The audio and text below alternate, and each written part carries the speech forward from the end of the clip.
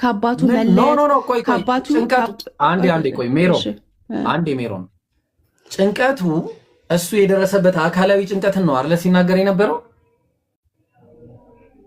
እነሱ ብቻ አይደለም ኤንግዊሽ አለ ሜንታል ኤንግዊሽም አለበት እኮ አንተ አሁን ልትሰቀል ብትሄድ ፊዚካሊ ብቻ ያመኛል ሳይሆን ኢንጀነራል ሜንታሊ እኮ የሚደርስብሽ ፊዚካሊ የደረሰብሽ እኮ ነው ሜንታሊ የሚረብሽሽ አይደለ? ትሩ በጣም ጥሩ። ፊዚካሊ ምን ደርሶበት ነበረ ይለፍልኝ የሚለው ምን ነበረ እኮ? መገረፍ አለ፣ ተገርፏል። በዚህ ላይ ደግሞ ተተክቶበታል። ሰዎች ሜክፈን ማድረግ ራሱ ሜንታሊ በጣም ውርደት እኮ ነው። ገባ ጨርሹ እስከመጨረሻው ነው የምነግርኝ እንዳታቆሚ። ግርፊያ ታዞበታል፣ እሱ የማይቀር ግርፊያ። ከዛ ደግሞ እንደገና መስቀል ተሸክሞ ምን የሚያክል መስቀል ተሸክሞ ራሱ ወደ ጎልጎታ መሄድ ራሱ በጣም ከባድ ነው። መስቀሉ እንትን አይደለም እሱ ራሱ በጣም እንትን አለበት። ከዛ ደግሞ መሰቀሉ ፋይናሊ ደግሞ ለዓለም ያለምን ኃጢአት ተሸክመ ከዛ መሰቀል ማለት ነው። አምላክ ኢየሱስ መሰቀሉን ነበር አይደለ ትለፍልኝ ሲል የነበረው እደዝን ስፔሲፋይ አያደርግም። ስለዚህ መሰቀሉ ብቻ አይደለም ሙሉ ስቃዩን ነው የምለው ከነ መሰቀሉ ማለት ነው አይደለ? በጣም ጥሩ እናመሰግናለን። ስለዚህ የኢየሱስ ፍቃድ አልነበረም ማለት ነው መሰቀል ከፍቃድ ጋር አይገናኝም። የመሞቱ ሆነ እንዳለ ስቃዩ ክብደት ግን አያጠፋም። የስቃዩን ክብደት አያጠፋም። ብትፈቅድስ አለ ይኸው አባት ሆይ ብትፈቅድ ይህንን ጽዋ ከኔ ይለፍ አለ። ስለዚህ የአባት ፍቃድ ነው የእሱ ፍቃድ ነው መሰቀል ባይዘወይ ማለት ነው። ቆይ ባይዘወይ ነቢያት እንደዚህ አይነት ጸሎት ጸልዩ ያውቃሉ? ቆይ እነዚህ የተባለ እና ኢሳያስ ራሱ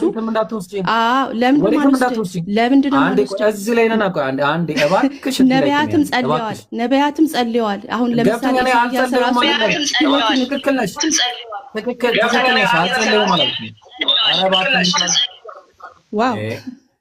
አልጸለዩም አላልኩሽም እኔ። አሁን ጥያቄ እኮ ጸልየዋል ማለት ምንድን ነው? እንዲያልፍ የሆነ ነገር የነሱ ፈቃድ እንዲሆን፣ ግን እግዚአብሔር ግን የነሱን ፈቃድ ሳይሆን ያደረገው የራሱን ፈቃድ እንዳደረገ መጽሐፍ ቅዱስ ላይ ማየት እንችላለን። ለምሳሌ ኢሳያስ እስማማለሁ። በቃ ተይ እስማማለሁ። ትክክል ነሽ። ኢየሱስ ከተሰቀለ በኋላ አምላኬ ስለምን ተውከኝ ያለው ምን ነበር? ምን ነበር ማለት ምኑን ነው የተወው እግዚአብሔር? አምላኬ ስለምን ተውከኝ ያለው ምኑን ነበረ? ሚዩት አድርጋችኋት ነው እንዴ? እሺ ምኑን ነበር ለምን ተውከኝ ያለው? እሺ አንደኛ ነገር ትንቢት ይፈጸም ዘንድ ኦኬ የተወው ምኑን ነው ኦኬ ተወው ማለት ምንድን ነው? ለምሳሌ የሰው ልጅ በኃጢአቱ ሲወድቅ ከእግዚአብሔር ጋር ሰፕሬትድ አድርጓል አይደለ? ስለዚህ ምን አስተማሪዎቻችን ምን ብለው ያምናሉ? ይሄንን ሲተረጉሙት እሱ ያንን የሰው ልጅ ከእግዚአብሔር ጋር ያለውን ሰፕሬሽን እሱን ፊል አደረገ ብለው ያስተምራሉ። ምንድነው የተወው? እናትዬ ሜሮን ጠይቆ የተወው ምን ነበር ኢየሱስ? ኖ ይሄ ስለመታው አሁን ስለምታወራ አንተ መተው ሳይሆን ቤሲክሊ ቆይ አንደኛ ትንቢት ይፈጸም ዘንድ አልኩ። ሁለተኛ ነገር ደግሞ he felt that situation ትንቢቱ አልተፈጸመም ነው ሜሮን? ተፈጸመ እንጂ እሱ ሲናገረው ተፈጸመ። ለምን ተውከኝ ያለው ምኑን ነበረ?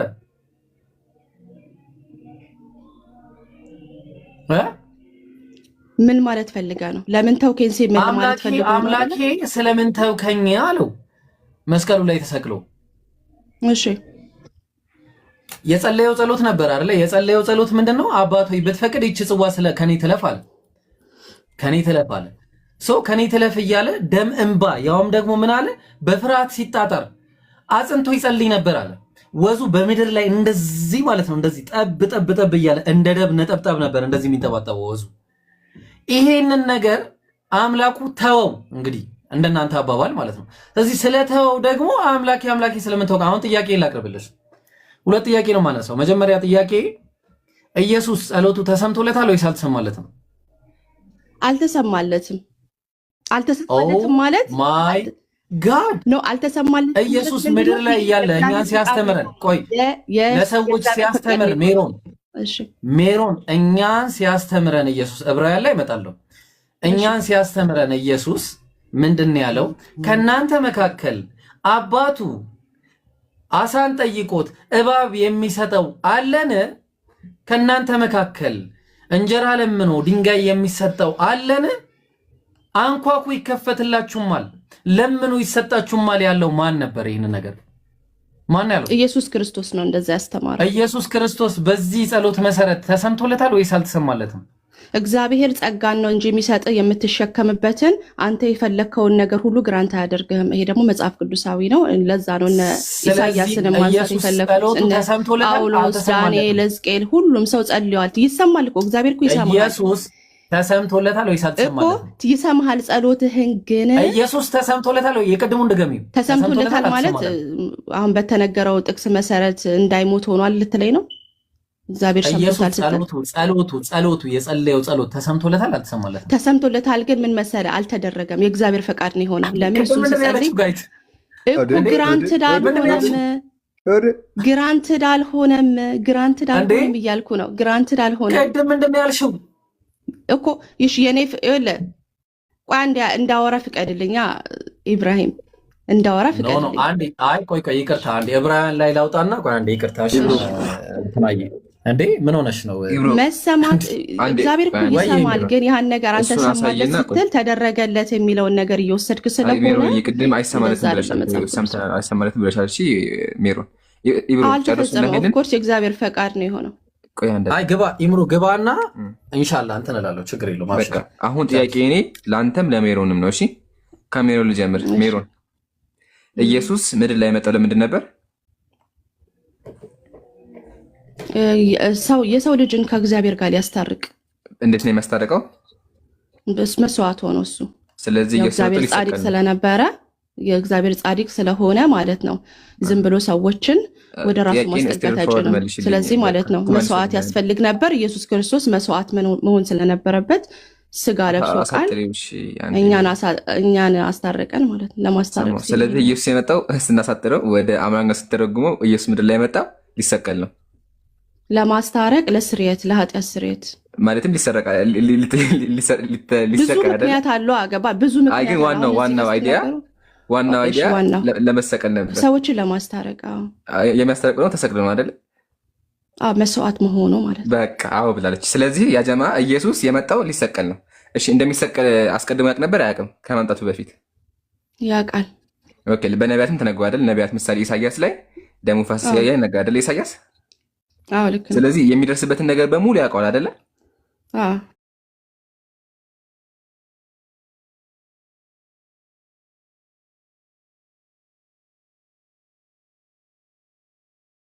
ያውቃል። አዎ ኢምራን በቃ አሁን ጥያቄ እዚህ ጋር ነው። ኢብራሂም በደንብ አዳምጡልኝ። ኢየሱስ አስቀድሞ የሚያውቅ ከሆነ የሚደርስበትን በደል የሚያውቅ ከሆነ መጨረሻ ሲደርስ ሀሳቡን ለምንድን ነው የቀየረው? መጨረሻ ላይ ሀሳቡን አልቀየረም። ቀይሮ አውጣላት ኢብራሂም። አዎ ቀይሮ። ሀሳብ መቀየር ማለት በቃ አልፈልግም ግን በቃ አልፈልግም ብሎ ክዶ መሄድ ነው። አይደል?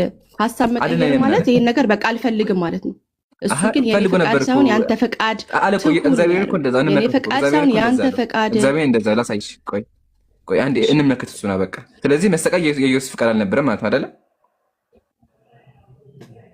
አይሸት ይያዛል ባንቺ ነው ያለው። ጽዋን ያለው አሁን ፈቃድ አልሽ ማለት በራስሽ ቆይ ፈቃድ እኮ ብለሻል። ጽዋው ነው ከኔ ይለፍ ያለው። ጽዋው ምንድነው? ወደ ጽዋ የተባለው ምንድነው? ጽዋ ምንድነው? ጽዋ የተባለው ማለት ነው ስቃይ መከራ ማለት። ስለዚህ መከራው ከሱ እንዲያልፍ ፈልጓል። አይ አይደለ? በቃ አንዴ እዚህ ጋር። ስለዚህ ኢየሱስ በመጨረሻ ሰዓት መከራው ከሱ እንዲያልፍ ፈልጓል። ኦኬ ስማ፣ የሰው ስጋ የለበሰ ሁሉ አንተም ራሱ ሞት ቢፈረድብህ እንደምትንቀጠቀጠው ግን ማድረግ ካለብህ እንደምታደርግ አትፈራ? ኦኬ አልፈራ። ኢብራሂም እኔ ጎበዝ ብቻ አይደለሁ ልንገርሽ፣ እንኳን የዓለምን ሰው ላድን ይቀርና ኢብራሂምን ጓደኛ ላድነው እንኳን ብል አልፈራም። አዳምጪ። እንኳን የዓለምን ሰው ማሳያት የአንተ መፍራት አይደለም። ቆይ እኔ በኋላ እንትን እላለሁ። የአንተ ይሄም ኤግዛምፕል ምንም የሚገናኝ ነገር አይደለም። እንዴት ሳላ እንዴት ነው ሰው ወደ ሞት የሚሄድ? ስለሚፈራ ለምን ጸለየ? የኢምራን ሞት መፍራት ከዛኛው ጋር አይገናኝም። ምክንያቱም ኢምራን ወደዚህ ምድር ሲመጣ እኔ ለሆኑ አካላት ሞት አለው ከሙታንም በኩል ደግሞ እነሳለሁ ብሎ አይደለም። ዲስትኒው እሱ አይደለም። ኦኬ ዲስትኒው የኢምራን ሞቼ እሰቀልላችኋለሁ የሚል አይደለም ተልእኮ። ነገር ግን ተልእኮ ሞትና ከሙታን በኩል መነሳት የሆነ አካል ሞት ሲመጣ አልሞትም መሞት አልፈልግም አይልም ማለትም የለበትም። ዴስቲኒው ነው፣ የመጣለት ዓላማ ነው። የመጣለትን ዓላማ እያወቀ ለምንድን ነው አትግደለኝ ሞትን ያሳልፍልኝ የሚለው? የኢምራን ዴስቲኒ እሱ አይደለም። ቢፈራም አይፈረድበትም። ኢምራን ለመሞት የመጣው ግን የሚፈራበት ሞትን አልፈልግም ብሎ እግዚአብሔር የሚለምንበት ዓላማ ምክንያት የለም። አይገናኝም። ተይው እንጂ ቀጥል ብሮ። ምክንያቱ ደግሞ ጋይስ ኢምሩዬና ሁላችሁም እዚህ ጋር ያላችሁት ሳላህም ምክንያቱ እንደማይገናኝ ሳላህ እንዳለው የምታውቁት ዮፍታሔ የሚባል አንድ ሰው ነበረ።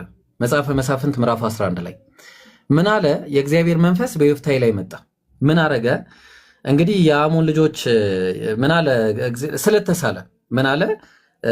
ከአሞን ልጆች ዘንድ በደህና በተመለስኩ ጊዜ ከቤቴ ደጅ ወጥቶ የሚቀበለኝን ለእግዚአብሔር መስዋዕት አድርገዋለሁ አለ ብሎ ለእግዚአብሔር ስለተሳለ። ልብ አድርጉ፣ ለእግዚአብሔር ስለተሳለ። ከዛ ሲመጣ ማንም ቢያገኛት ጥሩ ነው። የገዛ ልጁን አገኛት፣ አንድ ፍሬ ልጁን። ከዛ ምን አላት? እሷም ባየ ጊዜ ልብሱን ቀደደ፣ በቃ አዘነ በጣም። ወየልኝ ልጄ ሆይ ወደ እግዚአብሔር አፌን ከፍቻለሁና ከዚያውም እመለስ ዘንድ አልችልምና አሰናከልሽኝ፣ አስጨነቅሽኝ አላት። የዚህን ጊዜ እሷ ምን አለችው? አላመለጠችም። አባት ሆይ እቺን ጽዋ ከኔ ያሳልፋት አላለችም። ላበላብ ሆና እንደ ደም ነጠብጣብ አይደለም የሆነችው። አላመለጠችም። ይሄ ቀደም እንደተባለው አልሮጠችም። ምንድን ያለ? አባቴ ሆይ አፍህን ወደ እግዚአብሔር ከፍተሃል፣ ስለከፈትክ እግዚአብሔር በጠላቶችህ በአሞን ልጆች ላይ ተበቅሏልና አፍህን ማን ነው በአፍህ እንደተናገርክ አድርግብኝ። እንዴ አያችሁ? ኢምሩ ያው ይሄንን ነው የምልህ። ከዛ በኋላ ሴት ጀግና ሴት ማለት ነው። ኢብራሂም አሁን ካለ ቁጭ በልኝ አንዴ ሐሳብ ልጠቅለውና ተቀጥላላችሁ። አሁን ሜሮን ኢየሱስ አስቀድሞ እንደሚሞት ያውቃል ብለሽኛል፣ እንደሚነሳም ያውቃል፣ የሚደርስበትም ነገር ደግሞ ያውቃል አስቀድሞ። ግን ደግሞ መጨረሻ ላይ ምንድን ያደረገው? መጨረሻ ላይ አልፈልግም አለ፣ አድነኝ አለ። ዊች ሚንስ ፈራ አይደል እንዴ? ስለዚህ ሜሮን አንቺ ለእኔ ኃጢአት ሞተልኝ የምትየው አካል መጨረሻ ላይ ፍቃደኛ አልነበረም። አሁን ኢብራሂም ወደ አንተ ልምጣ እንዴ። በሎጂካል ነው። ቅድም አሁን አልፈራም ብያችኋል። ኢብራሂም የዓለም ሰው ይቅር፣ የቲክቶክ ሰው ይቅር፣ በቃ እንተወውና እዚህ ጋር 1100 ሰዎች አለ። አንድ ሻችን አንተ ካልተሰቀልክ እንሞታለን። አዳምጥ በደምብ። አንተ ካልተሰቀልክ እንሞታለን፣ ግን ደግሞ ተሰቅለህ ትነሳለህ። ከተነሳ በኋላ ንጉሥ ትሆናለህ፣ ሰማይ ታደርጋለህ፣ እግዚአብሔር ጋር ትሄዳለህ። በቃ ንጉሥ የምትሆነው የዓለም ገዢ የምትሆነው ታደርገዋለህ። አታደርገውም? ምን ትቀልዳለህ ብራዘር? ለዓለም አይደለም ያልኩህ፣ ለእኔና ለአንድ ሺህ ሰው ነው ያልኩህ እዚህ ጋር። ኧረ ወላሂ ለአንተ ብቻ ከሆነ ራሱ አደርጋለሁ። ትነሳለህ ከሞት አይደለ ኢብራሂም? ከሞት ትነሳለህ። ያውም ደግሞ ስትነሳ እኮ ኃይለኛ ሆነ የምትነሳው ንጉሥ ነው። ለኡምራ ፓኬጅ አደርገዋለሁ።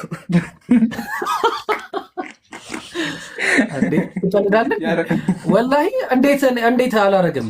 እንደምነሳ ካወቅኩኝ አምላክ እንደሚያስነሳኝና የዛን ሁሉ ሰው ቤዛ እንደመሆን ካመንኩኝ፣ ሲጀመር ይሄ ፈተናም አይደለም አንደኛ፣ ሁለተኛ ክፍያም አይደለም፣ በእጃ ዙር እንደመቀበል ነው። ኢምሮ እንዴት መሰለ የሚሆነው? እዚህ ጋር 10 ብር ሰጠኝና ይህን 10 ብር ነገ ሰጥሃለሁ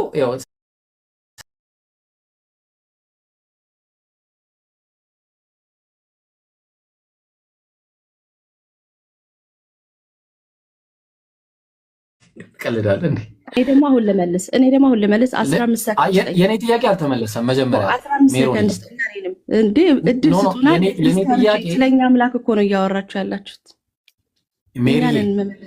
የኔ ጥያቄ አሁን ኢምራን የጠየቀው እሺ 15 ሰከንድ ልስጥሽ። የኔ ጥያቄ ግን መመለስ አለበት። ያው 15 ሳይሆን 15 ደቂቃ፣ ይቅርታ 1 ደቂቃ ስጠኝ። በ15 ደቂቃ ወደ 1 ደቂቃ ሎጂካል ነገር ኢሎጂካል ስለሆነ እስቲ 2 ደቂቃም ትውሰድና ታውራ እስኪ። ጥሩ እንደዚህ ናይስ ነህ እንደ ያላልኩም ነበር። እሺ 15 ደቂቃ ያለች መስሎኝ እኮ ነው። 15 ደቂቃማ ቤት ነው። እሺ 1 ደቂቃ ይበቃኛል። እንጨምርላትና ሎጂካል ነገር ታስረዳ። እሺ ሎጂካል ነገር ላስረዳ። ባይ ዘ ዌይ እሺ ችግር የለውም። እኛ ጽዋ ስንል ኦኬ ዝም ብሎ ጽዋ አይደለም ኢየሱስ ክርስቶስ ሊጠጣ የነበረው። ኦኬ በመጽሐፍ ቅዱስ ጽዋ ሲባል የእግዚአብሔር ፍርድ ነው። ለምሳሌ ሄዳችሁ ኢሳያስ 51:17 ላይ ሄዳችሁ ኤርሚያስ 25:15 ላይ ስታዩት የእግዚአብሔር ቁጣ ይለዋል ይሄንን ጽዋ ማለት ነው። ከባድ ነው ይሄ። ዝም ብሎ በመስቀል ላይ መሰቀል፣ ይሄ ሰው እየተነሳ መሞት ምን አጠገቡ እኮ 2 ሌቦች ራሱ እኮ ተሰቅለዋል አብረውት። ህመሙ ተሰምቷቸዋል እንዴ? እንደሱ አልተሰማቸውም።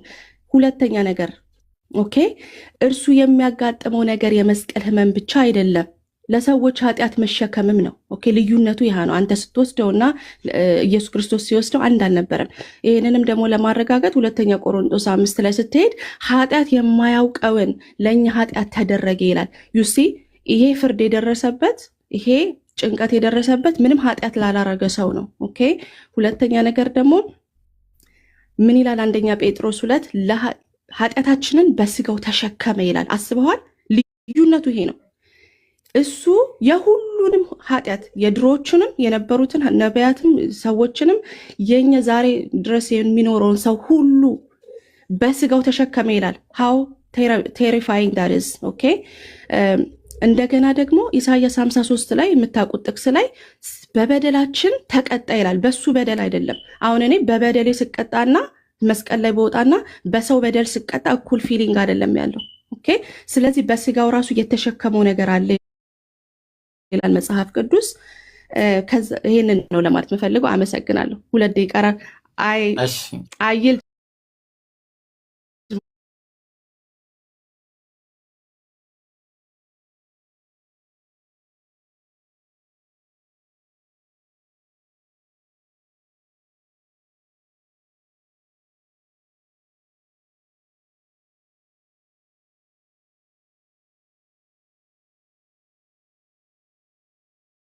ደግሞ ስላልተፈጸመ ግን ይሸሻቸው ነበረ፣ ተነጥሎ ሄድ ነበረ። ጊዜው ሲደርስ ግን አልሽ በጣም ብዙ አወራሽ። ግን አሁን ጥያቄው ከመጠየቅ ወደ ኋላ አይልም። ኢየሱስ ከሞት ያደነ እንደዛ አይደለም። ኦኬ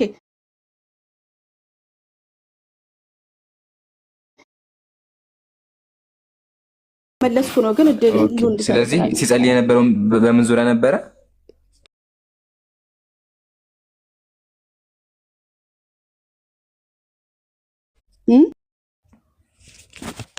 እሺ ምን ብዬ እኮ እሺ ልመልስ። አንዴ አታቋርጠኝ። እሺ ይሄ ደም እኮ መልሽልኝ፣ ግን ቃል በቃል ነው። ከሞት ሊያድነው የሚችል የሚለው አብርሱን ከሞት እንዲያነሳ የሚችል እንደነበር ቆይ እኔ እንደዛ ነው የምመልስልህ። አንተ አይደለም የሚመልሰው። አሁን አንቺ ያለሽው አልበለኝም። በቃ ይሄ ነው መልሱ። በክርስትና አረዳድ ይሄ ነው። አሉ አልጠየኩም። እሱን በቃ ተይው ኢብራሂም፣ ይቅርታ የማይሆን ነገር ነው። እሺ እኛን ጠይቅ። እሺ ጠይቄ ልውረድ። አትሊስት አንዳንድ ንጽጽር ስለሆነ ብዙ ናችሁ። ደግሞ ሳላህ ራሱ አለ ዛሬ። ኢምራን በጣም አሻብረቃችኋል። ጠይቅ። ዛሃራ ራሱ አለች። ዛሃሪ አለች። ዛሃራ ትመልስልኝ። አራዲት በጣም አትጠይቂም። እንደውም እንደዚህ አይነት በእርድና ከሆነ አትጠይቂም። እርድና ግን በቃ ኖርማል በኖርማል በቃ ልጠይቅ መጠይቅ ፈልጋለሁ ካልሽ ትጠይቂያለሽ። ሳላ ምናምን ብለሽ ምንም እዚህ ጋር ያሉት ሁሉም ይችላሉ፣ ጎበዝ ናቸው። በጣም የሚገርምሽ ነገር ግን ተከበለ ለእርድና ከሆነ እኔ ነኝ የምመልስልሽ ላንቺ። እኔ ምክንያቱም እንዴት እንደማደርግሽ እኔ ስለማውቅ ማለት ነው። ቀጥይሽ አንዴ እኔ ነኝ የምመልስልሽ። ኢምራንን ነው ማስተዋወቅ። ዛሃራ ትመልስ። ሴት ለሴት there is no way in the hell that he's going to answer። እኔ ነኝ የምመልስልሽ። በቃ ላውጣው ነገሩ። ኢምራንም ከመለሰ ሳላህም እንተዋወቅ፣ አንድ ነን፣ ችግር የለውም። ከፈለግሽ መብትሽ ነው። እሱ ይጠይቅሽ። አንተ እንዳትጸልይ ብዬ ነው ጥያቄውን ስጠይቅ፣ እንዳትጸልይ አንተን ብዬ ነው። አድኑኝ ብለህ እንዳትጸልይ ብዬ ነው። እሺ ችግር የለም። እንደ ኢየሱስ ኧረ እኔ እንደ ኢየሱስማ እንዴት ነው የምጸልየው? አድኑኝ ብዬ ኧረ እናትዬ፣ እኔ ዓላማዬን አውቃለሁ እናትዬ። ዓላማዬን ስለማውቅ ዓላማዬን የምሰጥ ሰው አይደለሁም። ኢየሱስ ዓላማውን ስለማያውቅ ያመልጥ ነበር፣ ይስታል። ያው በራስሽ ላይ እንትን አታምጪ። አሁን የፈለግሽውን ጠይቂ፣ ምረጭና ማን ጠይቂያለሽ? ሐዲሱን ላውጣው አንዴ። ሐዲስ መጀመሪያ ምረጪ፣ ማንን ጠይቂያለሽ? ነይ ተመለሽ። ዛሃሪን ብጠይቃት ደስ ይለኛል። ከዛ ኢምራን፣ ከዛ አንተ ላስት። በቃ መጀመሪያ ኢምራንን ጠይቂ፣ ከዛ በኋላ ትጠይቂያለሽ። ቀጥይ። አይ ግን ኢብራሂም ምንድን ነው አንተ? እኔ እኮ ግራ የሚገባኝ ነገር ምን አይመርፍ አይደለም አራዳ ነች። እና ተመለሽ ወደዚህ ነይ፣ ሐዲሱን ነይ ይልሻለሁ። ነይ ነይ ነይ ነይ ሐዲሱን ነይ ነይ፣ ወይ በኋላ ተመለሻለሽ። ላወርድሽ ነው ሜሮን። እሺ ሐዲስ ነምበር ሳሂ ሙስሊም 789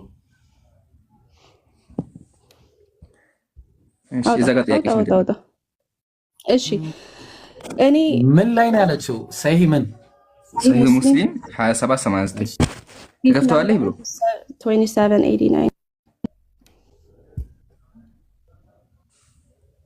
እሺ ይሄ ያለ ያው የቁርአን አንቀጾቹንም ታውቃቸዋላችሁ። እኔ ምንድነው አንድ ነገር ሳይሆን መጀመሪያ ሐዲሱን አንብቢና ቆይ ሐዲሱን ነው ጥያቄ እዚህ ነው ሰመራይዝ ላድርገው እንዳይረስም። ቤዚክሊ የሚለው ይሄ ሰማይና አይ ቲንክ የፈጠረው ፍጥረቶቹን በ7 ቀን ነው የሚለው እዚህ ጋር ሐዲሱ ቁጥሩ አሚን መንዴይ ቱስዴይ ዌንስዴይ እያለ 7 ቀን ነው የምንቆጥረው እዚህ ላይ ማለት ነው።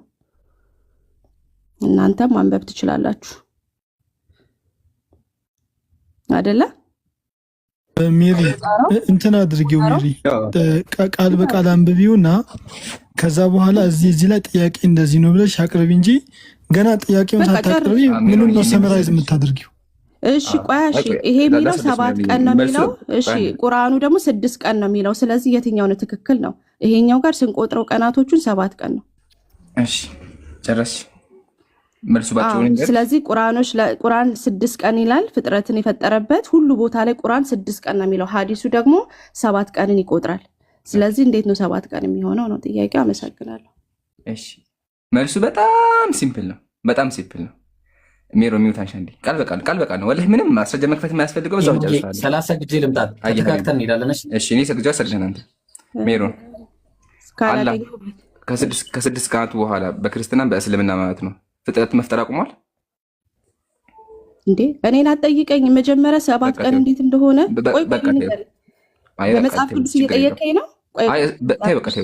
በእስልምና በክርስትና በቃ ባጭሩ መለስልሽ። ባጭሩ ይሄ ሐዲስ ላይ የሚያወራው ስለ ሌላ 7 ቀን የሚያወራው አይሽ አይደለ? አላሁ ሱብሓነሁ ወተዓላ ሰማያትና ምድርን ከፈጠረ በኋላ መፍጠር አላቆመም። ሌሎች የፈጠራቸውም ነገሮች አሉ። ስለዚህ ወኸለቀ ሸጀር እያለ ዛፎች እንደተፈጠሩ ከዛ እንዴት ደግሞ አላሁ ሱብሓነሁ ወተዓላ ምድርን እንዳስተካከለ አፈርን እንዳስተካከለ እና ሐዲሱ የሚናገረው። ስለዚህ ሐዲሱ የሚያወራው ስለዛኛው 6 ቀን ሳይሆን ከ6 ቀን ውጭ ሆነ ሌላ ቀን ነው እያወራ ያለው። ማስረጃ ልክፈትልሽ ወይስ ግልጽ ነው? አይ ታፍሲር ፈልጋለሁ እንደዚህ የሚል አለ ታፍሲር አለ። ምን አውቴንቲክ ታፍሲር ማለት እንዴት ነው? አሁን ቆይ ስለዚህ ቆይ ልጠይቅ እያልከኝ ያለው ልድገማ ያልከውን ልድገማ ሆልዳን እንደከገባ እሺ። አይ መጀመሪያ እናሳያ ከዛ ተደግሚያለሽ። ችግር የለውም መጀመሪያ እናሳያ። ለምን አሁን ማስረጃ ጠይቀሽ የለ ሳለት ከተዋለ ወይስ ከተወኒ ባንዲ በእኔ ማለት ቆይ ሄድሽ አንተ ከሰከፈተ ሀቢቢ በመጽሐፍ ደረጃ ስላስቀመጥኩት እኔ ልስጥ በጻፉን እንደዛ ምን መሰለህ አላህ ሰማይን የፈጠረው በ6 ቀን አይደል ይምራን? እዚህ ውስጥ ሰማይ አለ? እዚህ ውስጥ ሰማይ የለም። አላህ ሰማይን የፈጠረው በ6 ቀን ውስጥ ነው። እኔም አንቺም እናምናለን።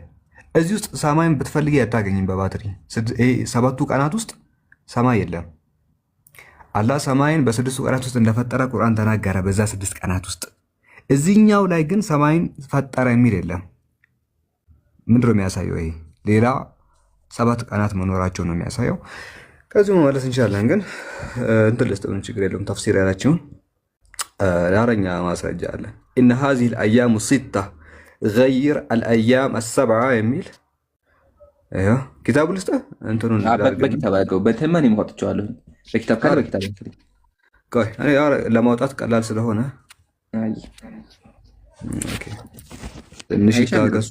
በጣም ቀላል ነው። አሁን እስልምና እንደዚህ ጥያቄ ስታነሽ አስቀድሞ የተመለሰና ያለቀለብ ጉዳይ ነው። ግን ተመሳሳይ ጥያቄ ፈቃደኛ ከሆንሽ እንጠይቅሻለን። እሺ በምን ላክልህ ማለት ሳይሆን ግን አሁን ወደኋላ ማለት እኮ ወደኋላ ማፈግፈግ የለም። ቅድም ክፈትልኝ ብለሻል። ማስረጃ ተፍሲር እንከፍታለን። ቅድም ቃል በቃል አውራትልሽ ቃል በቃልም እኮ እምቢ ብለሻል ሜሮንዬ። ቃል በቃልም እኮ አልፈልግም አልሽ አይደለ እንዴ? ወይም ደግሞ የላሳችና ቃል በቃል እናወራለን። ሳላ ገልጾታል። የሚያነስልኝ 7 ቀን አንዱ 6 ቀን ያለበት ያልከኝ ምንድን ነው? ያኛዎቹ 7 ቀኖች ሌላ 7 ቀናት ናቸው። ይሄ ደግሞ ሌላ 7 ቀን ነው ስላልከኝ እንደዛ አልኩም። አዳምጪ ቁርአን ላይ ያለው የሚያወራው አላህ ሱብሓነሁ ወተዓላ ሰማያትና ምድር እንዴት እንደፈጠረ የሚያወራው ኦኬ። ያመጣሽው ሐዲስ ደግሞ አላህ ሱብሓነሁ ወተዓላ ከዛ በኋላ እንዴት አድርጎ ዛፎችን ተራሮችን እንደፈጠረ የሚናገረው አይሻ። አላህ በእስልምናችን አሁን በክርስትና አላውቅም፣ በእስልምና ግን አላህ ሱብሓነሁ ወተዓላ ሰማያትና ምድርን ከፈጠረ በኋላ ኩለ የውሚን ሁወ ፊ ሸእን የሚለው አላህ ሱብሓነሁ በየቀኑ ይፈጥራል። ፈጣሪ ነው፣ በየቀኑ ይፈጥራል። ስለዚህ ፍጥረቱን በ6 ቀን አላውቀውም፣ ከ6 ቀን በኋላ ፍጥረታት ፈጥሯል። ምሳሌ ተራሮች እንዲሁም ደግሞ ዛፎችን ፈጠረ። ለዛ ነው ሐዲስ በተመለከተ ثم خلق النور يوم الرابع ثم خلق الشجره ثم خلق الجبال እያለ ዛፎች ተፈጠሩ፣ ተራሮች ተፈጠሩ እያለ የሚያወራው። መቼም ተራራ ሲባል አላህ ስብሐ ወተዓላ የመጀመሪያው ቀን ላይ ተፈጥሮ እንደማለት ተስፋ አደርጋለሁ። አሁን ማስረጃውና ሳይችን አንዘጋዋለን። ሳላ ካልወጣልን ማስረጃውን ነቅርብና እንተዋለን። ካልወጣልን በቃ በእንትን አግኝቼዋለሁ። ፎቶ እንዳውል አድርጌዋለሁ። ቴሌግራም ውስጥ ገብቼ ላከልህ። አይ በቃ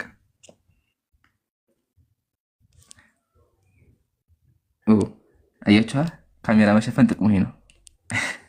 እየቀለድክ ነው ደግሞ። እሺ ይታያል ብዬ አስባለሁኝ ኢንሻአላህ። ይሄንንም አሁን ይሄ በዌብሳይት ነው፣ ይሄንንም እናነብልሻለን። መጀመሪያ አንዴ ሳላህ እናምጣው። ኦኬ ኢምሮ ሹብሃ ተሳስታ እኮ ነው። እንዴት ልኬልሃለሁ።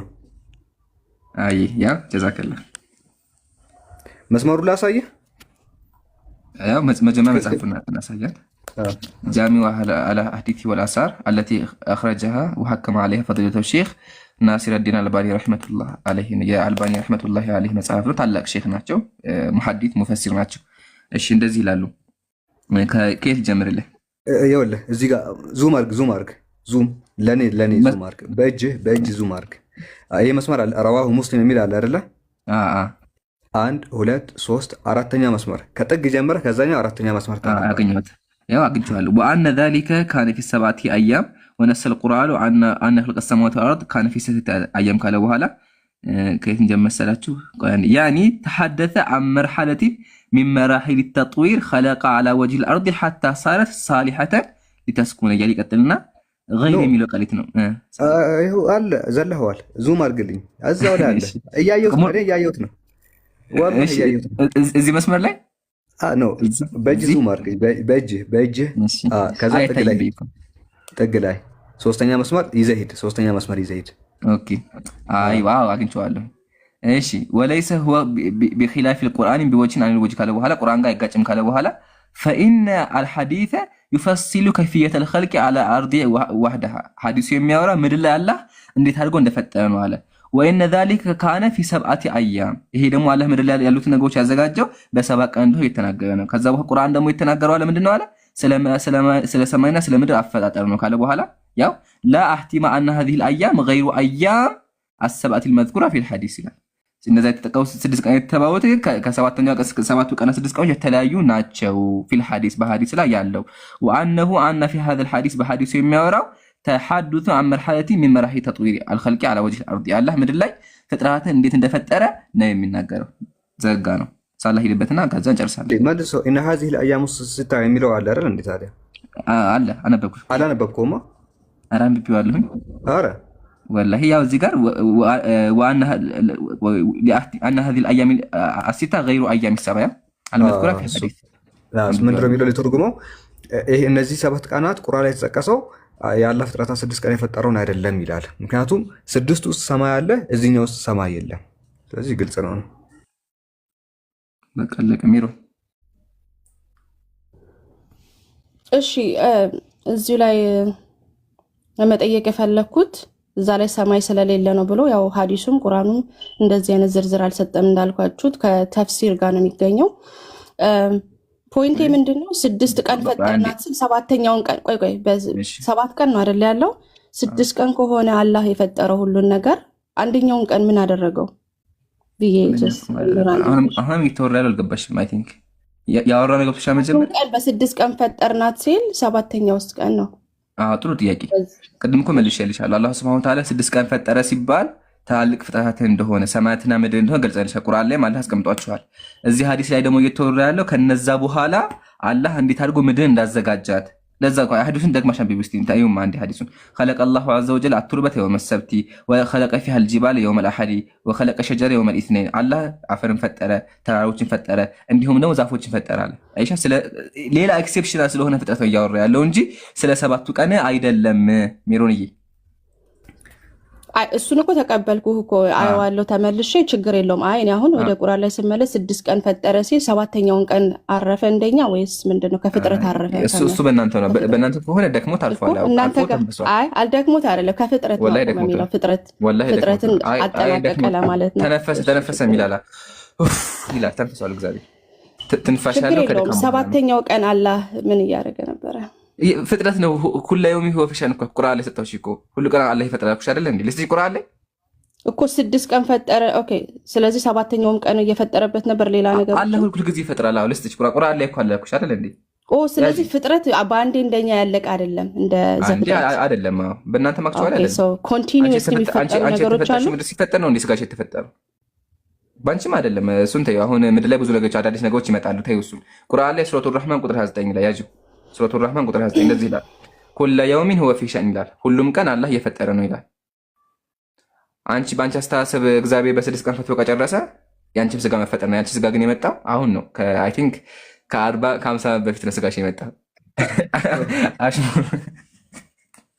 ሜሮን እኛ እንደዛ አይደለም። እግዚአብሔር ሁሉን ነገር ጨረሰ፣ መልካምም እንደሆነ አየ ይላል። ከዛ በኋላ የፈጣጠራቸው ነገሮች እንዳሉ መጽሐፍ ቅዱስ አይናገርም። ታዲያ አሁን የፈጣጠራቸው ነገር ካሉ አንቺ ለምንድን ነው በአንድ ፈጥሮ ጨርሷል ብለሽ የምትይው? አይ በ6 ቀን ውስጥ አጠናቁ ሁሉንም ጨርሷል። ፍጥረትንም ሰውንም ሁሉን ነገር አጠናቁ። ከ6 ቀን በኋላ የፈጠረው ነገር አለ የለም? ካለ አሳየኝ። መጽሐፍ ቅዱስ አይናገርም። አንቺ ያ እዚህ እኛ ጋር የምታወሪው አንቺ የተፈጠርሽ መቼ ነው? ስጋሽ የተፈጠረው? ስጋሽ ምድር ሲፈጠር ነበር? በ6ኛው ቀን አይደል እንዴ የተፈጠር ነው? ምን ስለኛ መጽሐፍ ቅዱስ እሱ አዳም ነው። አዳም ነው። እሱ አዳም ነው። አንቺ ነው እሱ ይሄማ ምን እሺ፣ ጥሩ እኛ ደግሞ በሱ በተባዙ በተባለበት ሜካኒዝም ማለት ነው ተፈጠረ። ስለዚህ ማለት ነው ተባዙ ብሎናል። እሱ ነው ኦልሬዲ ዘሩ ሰጠው። ስለዚህ ዘሩ የተሰጠው ግን በአንድ ቦታ ላይ ነው። ጥያቄ እሱ ሳይሆን ሜሮንዬ የአንቺ ስጋ የተፈጠረው መቼ ነው? ስጋሽ ነው ያልኩት እኔ ስወለድ፣ አሁን በቅርብ ጊዜ ስወለድ። እሺ በአዳም ጊዜ አንቺ ስጋ ነበር? ግን ነበር በአዳም ጊዜ አንቺ ስጋ ነበር? ስጋ አልነበረም። በቃ 4 ነጥብ ዘጋን። ስለዚህ እግዚአብሔር በዛን ጊዜ ሁሉ ነገር አልፈጠረም። እናመሰግናለን። አይ እንደዛ ብለህ ከዘጋው ችግር የለውም። ምን ይጣጣ? አይ በቃ ዘጋን። አሁን ተመለሽ። መጽሐፍ ቅዱስ ላይ ቅድም እግዚአብሔር አልደከመውም ብለሻል። እጅሽ ላይ መጽሐፍ ቅዱስ አለ?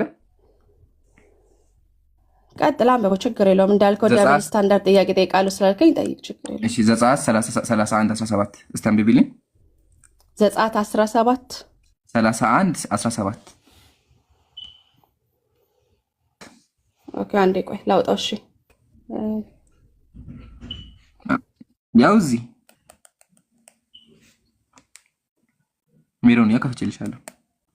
አሁን ልዩነት ልናሳያቸው። ተመከቱ ቁርአን መጀመሪያ ምን እንደሚል ቁርአን ምን ይላል? ዘፍጥረት ዘፍጥረት 31 ነው ያልከው?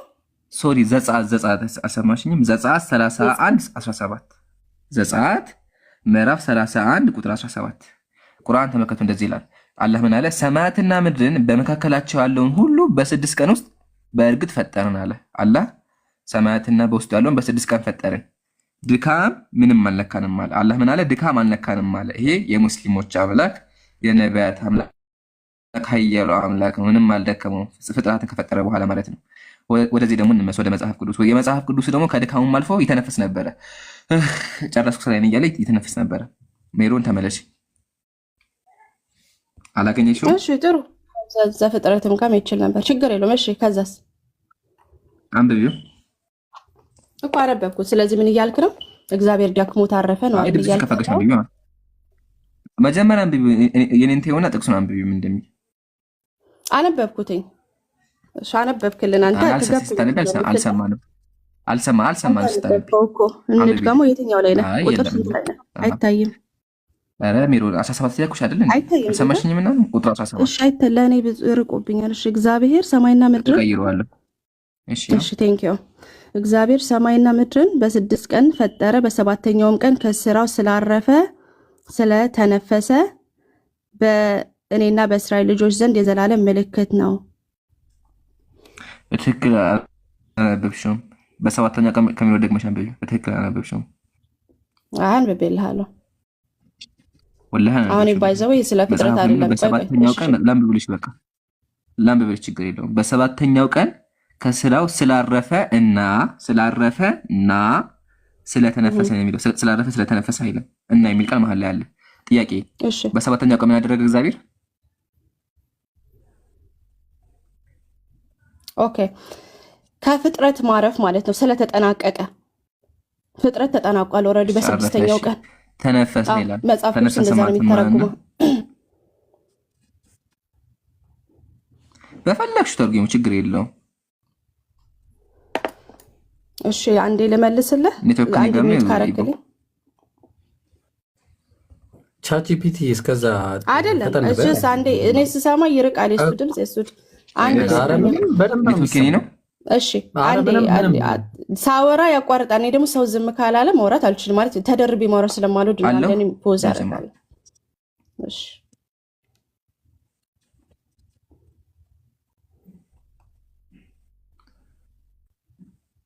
ሶሪ ኔትወርክ ነው ይሰማል። አንዴ እየሰማሁ ነው። እሺ እግዚአብሔር አረፈ ማለት ደከመ ማለት ነው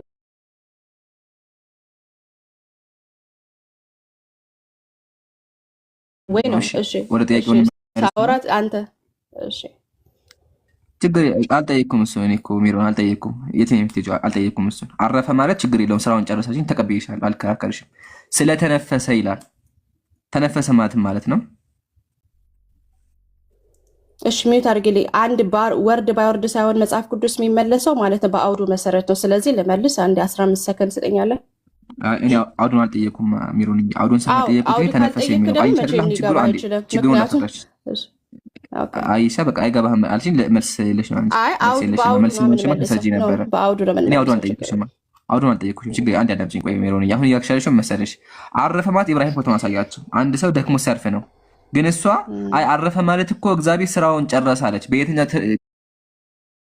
ነው አንሰርዛት ትመልሽልናለሽ?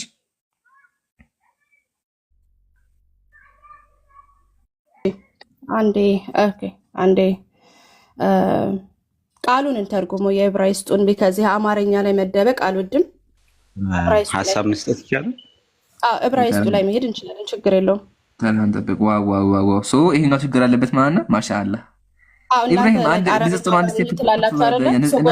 ሰው አማርኛን ሲያነብ ነው ትላላችሁ።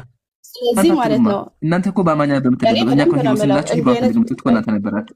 እፈልጋለሁ ግሪክን በጣም ነው የምወደው። ዕብራይስጥም እንፈልጋለን ብዙ ትርጉም ስላለው ችግር የለውም። ታሳየው አሁን አተልቃት ያው ስለዚህ አሁን አማርኛ ቅድም አሁን ትርጉም አልበሽ ነበረ። ትርጉም እንደሄደው ሲገባሽ ደግሞ ወደ ቋንቋ ተደብቀሽ ቋንቋ ሄደው ሂጂ፣ ችግር የለም ቋንቋ ላይ ሂጂና አሳይን። ግን ሜሮ አንድ ነገር ልንገርሽ፣ በጉራጌ በስልጠኛ በሻንቄኛም ሂጂ። የዕብራይስጡ የከፋ ነው። አራኔ ማቋል ይሻላል፣ ወላሂ ይሻላል። አይ ሜሮ እስቲ ታሳየን። እሺ አንዴ እየሰራልኝ አይደለም። ክፈተው። ኤክሳደስ 31ን ክፈት። ከዚህ የከፋ ካልሆነ እኔ እቀጣለሁ። ከዚህ የከፋ ካልሆነ እሺ ጥሩ። ቫይናሼ ነው ምንድን ነው የሚለው? ቫይና ፋሽ የሚባለው የዕብራይስጥ ቃል ማለት ነው አይደል? ቫይና ፋሽ ይላል። አይ ዶንት ኖ ራሱን ሪፍሬሽ አድርገላል። አዎ ፐርፌክት፣ ችግር የለውም። እንግሊዘኛ ትርጉሙ ነው እንደዛ። ሪፍሬሽድ የሚሆነው እንግሊዘኛ ትርጉሙ ነው። ሪፍሬሽድ ሆነ ይላል። በምን ሪፍሬሽድ ያደረገ ይላል? አንድ ነገር ሪፍሬሽ የሚደረገው አንድ ነገር ድክምክም ብሎት ነው ራሱን ሪፍሬሽ ያደረገው። ሪፍሬሽድ የሚለውን ነገር ደግሞ ትርጉም ትሰጠዋለህ ማለት ነው። ገባ? ተነፈሰ የሚለውን ትርጉም ትሰጠዋለህ። ትርጉም ሰጥ ደግሞ ከአውዱ ጋር ትፈተዋለህ። ከአውዱ ጋር ትፈተዋለህ። 31:17 ሪፍሬሽ ሆነ ይላል። ወላሂ ለአዚም ሪፍሬሽ የሚደረገው አንድ ነገር ድክምክም ብሎት ነው ሪፍሬሽ የሚደረገው። እንደዚህ ያው እንደዚህ 31:17 ሰምታችኋታል። እንደምንም ታመቻመቸዋለህ ነው። ለሱ ደግሞ ትርጉም ትሰጠዋለህ ምናምን ነገር። ሪፍሬሽ ማለት ጠንካራ ማለት ነው ትለዋለች እኮ። ኧረ ሪፍሬሽ ምን እንደሆነ አንድ ላይ ድክምክም ሲል ነው ሪፍሬሽ የሚመለሰው ከአውዱ ጋር የሚመለሰው። ምክንያቱም ኢሳያስ ለስንሄድ እግዚአብሔር አይደክምም አይታክትም ማስተዋሉም አይመረመርም ይላል። ስለዚህ ማለት ነው ኦብቪየስሊ መጽሐፍ ቅዱስ ነው የምንፈታው። መጽሐፍ ቅዱስ በኢሳያስ 40 ላይ እግዚአብሔር አይታክትም ይጋጫል። ቆይ እሱን አይደለም አሁን ኢሳያስ ሳይሆን እዚህ ጋር ቃሉ ዕብራይስጡ ጋር ስንመጣ አንደኛ ብሪዝድ ቱ ቢ ብሪዝድ አፐን አለ ይላል አለ ይላል። ከዛ ራሱ ሪፍሬሽ ያደረገ ይላል። አንደኛ ነገር ለሰንበትም ምሳሌ ነው። አሁን ያመጣህበት ዘጸአት ላይ ያመጣህበትም ለሰንበት ምሳሌ ተደርጎ የተሰጠ ነው እንጂ የዕብራይስጡ ቃል ሁለት ሪፍሬሽ ማድረግና ተነፈሰ ማለት ደከመ ማለት አይደለም። ስራውን አጠናቀቀ ማለት ነው። አለቀ። ለሰንበትም ምሳሌ ነው። እናመሰግናለን። እዛ ጋር ግን ያየነው ነገር ምንድን ነው? ቁርአኑ በ6 ቀን ፈጠርኩ ይላል። አንደኛው በ7 ቀን ይላል። እናመሰግናለን። በዚህ ላይ ደግሞ አላህ ሁልጊዜ ይፈጥራል። ኑዛዜ ይባላል። አንቺ ኑዛዜ ጀመርሽ። አንድ ሜታጌሻለሁ ሜሮን ኑዛዜ ጀመርሽ። አያችሁ አይደል? መልስ ሲገብራት በቃ ኑዛዜ የመጨረሻ ቃሏን ተናግራ ልትወርድ ነው። እንደዛ ይባል ነገር አይሰራም። ተመለሺና መጽሐፉን መልሺ። እንዳውም አሁን ሳታስቡ ትልቅ ወጥመድ ውስጥ ገብተሻል። እግዚአብሔር ሪፍሬሽ ያደረገ ያለሽ ነውና ምን ማለት ነው? መልሽ። እግዚአብሔር ደካማ ነው ማለት ነው? ሜሮን ፕሊዝ፣ ሜሮን ኧረ ተመልሽልኝ በአላህ። እኛ ሙስሊሞች እንደመለሰው አንቺ ካልመለሽልኝ ሳላህ እኮ ገባ። ሪፍሬሽ ብሎ የእንግሊዘኛውን ትርጉም አመጣ። ልመልስ? እሺ፣ ይሄ ቃል አንዴ መጀመሪያ ሪፍሬሽ ማለት ማለት ነው ሜሮን ሪፍሬሽ እንግሊዘኛ ትርጉም እኮ ነው ሪፍሬሽ። እኔ በዕብራይስጥ ያው እንግሊዘኛ ስትሮንግ ነበር ነው ስትሮንግ ዴፊኒሽን አስቀምጠው። ዴፊኒሽን ምንድን ነው የሚለው? ዴፊኒሽን ነው ምንድን ነው የሚለው? እንግሊዘኛው ነው፣ ትራንስሌሽን ነው። የዕብራይስጡ እኮ እኔ በአማርኛ ችግር የለውም። ናፋሽ ምን ማለት ነው በእንግሊሽ?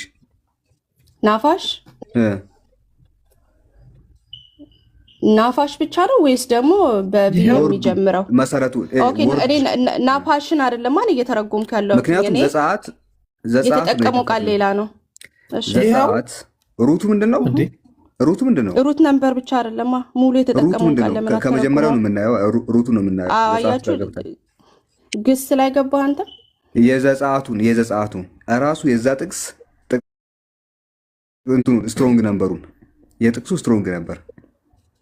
ይሄው እራሱ ጥቅሱ ጋር ያለ ነው። ዋይ ናፋሽ ይላል። ምን ማለት ነው እሱ?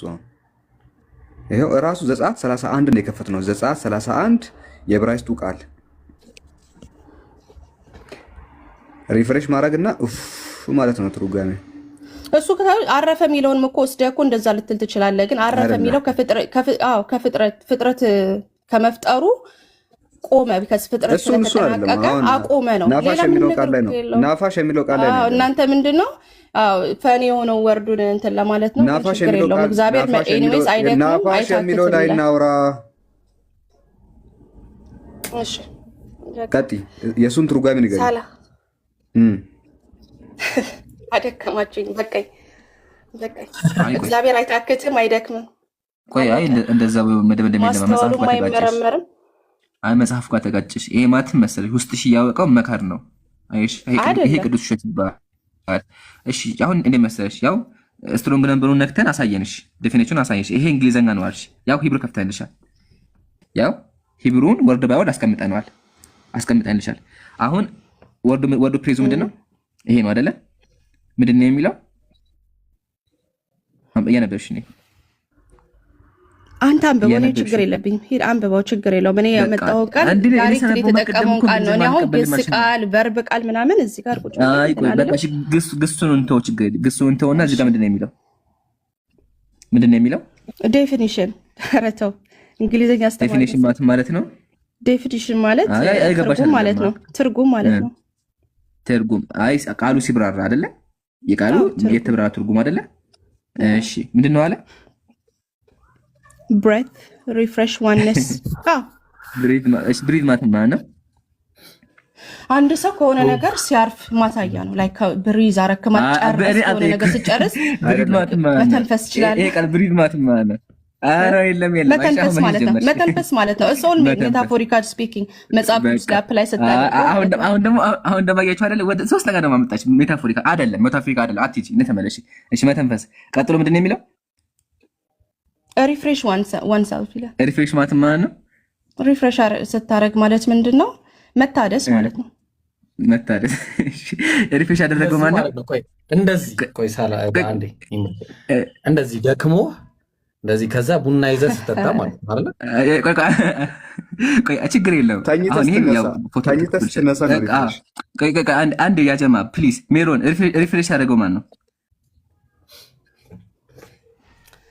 እኮ ምን ለማለት እንደተፈለገ እኮ መለስኩልህ። አንደኛ ፍጥረቱ ተፈጸመ ለማለት ነው። በመጽሐፍ ሪፍሬሽ ያደረገው ማለት ነው። ፍጥረቱ ተፈጸመ። ሪፍሬሽ ያደረገው ማለት ነው። ቆይ አንዴ ሪፍሬሽ ያደረገው ማለት ነው። ይሄን ከመለሽ ወላሂ ደግሜ አልጠይቅሽም። ወላሂ ደግሜ አልጠይቅሽም። ከዛ ታወራለሽ የፈለግሽው። እቺ ብቻ መልሽ። ሪፍሬሽ ያደረገው ማለት ነው። ሪፍሬሽ አደረገ አይደለም መጽሐፍ ቅዱስ የሚለው ትርጉሙ እንደዛ ሊመጣ ይችላል ብቻ ነው ያለው። ቆይ ና ተመለሽ። እንመለሰን ወደ ኋላ ናካሽ የሚያውቃት ትርጉሙ ምንድን ነው? እንመለሳለን። ሰላም ብያቸዋለሁ። በቃ ሌላ ሰው አውሩ። ሌላ ሰው አውሩ። ጨርሻለሁ። ግን ማለት ነው የገባችው ቆይ አንዴ የገባችው ርዕስ ለማስቀየር ነበርና ርዕሱ አይቀየርም። በራስሽ ነገር ያው እንትን ብለናል። አሁን ርዕሳችን ላይ እንቀጥላለን። ቀደም የጀመርነው ርዕስ አለ። ኢየሱስ መሰቀል ይፈልጋል ወይስ አይፈልግም? አሁን እሱ ላይ እናወራለን። እሺ፣ እናመሰግናለን። ሜሪዬ ዛሬ በበቃኝ ወታለች። ማሻአላህ። ኢምሩ በጣም የሚገርም ነው። ዛሬ በበቃኝ ነው። ማሻአላህ። እሺ፣ አናኒመስ አለ። ቆይ አናኒመስ ከማቱ ተጀማ እዚህ ጋር አይታችኋል። ያው የመጨረሻው ጥያቄ ምንድነው? እግዚአብሔር ታደሰን ያለችው እና የታደሰው እግዚአብሔር ነው። ስለዚህ እግዚአብሔር መታደስ ወይም ደግሞ ረፍት ይፈልጋል ነው። ጀዛኩም ብለች ነበር ላሳም ወንድሞች የሚያቋረጥኳችሁ አንድ ያልኳችሁ ለዛ ነበር፣ ግን አትመልሰውም ነች። እግዚአብሔር ሪፍሬሽ ካለ ከተባለ እግዚአብሔር ታደሰ ማለት የሚታደስ አምላክ አናመልክም። ሱብሃንአላህ፣ በጣም የሚገርም ነው። እሺ ጀማው እንደው ለአላህ ብላችሁ 1000 ምናምን ሰዎች አላችሁ፣ ከቻላችሁ አቅም ካላችሁ ግቡና ቪዲዮ ሪፖስት ሼር አድርጉልኝ። በጣም ወሳኝ ቪዲዮ ነው ዛሬ ለቀኩት።